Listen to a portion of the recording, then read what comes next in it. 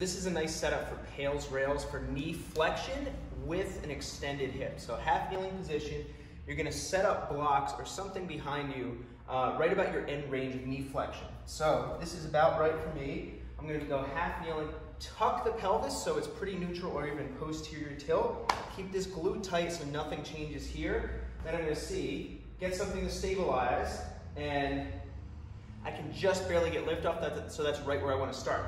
So what I'll do is stretch for a couple minutes in this position, some deep breathing.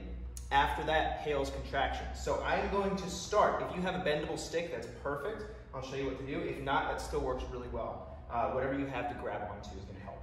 All right, so I'm gonna drive forward with my bottom arm and pull with my top as I press down with my back foot. So I'm gonna slowly start driving down, ramping up the intensity, 10%, 20%, 30%, slowly working up until I get to between 70 and 100% of my maximal effort. Once I reach that position, that point, I'm gonna hold for a few more seconds, and then I'm going to do my rails contraction, pulling my heel towards my butt. For me, if you have a mobility stick or something similar, I like to press with my top hand, pull with my bottom to get leverage, and try to pull using those hamstrings tissues, pulling the heel towards the butt, trying my best to keep my hip extended, pulling, pulling, pulling, pulling, and you can either pop another block underneath if you get some lift off, or tip your body back, like that, and now you're in a new position.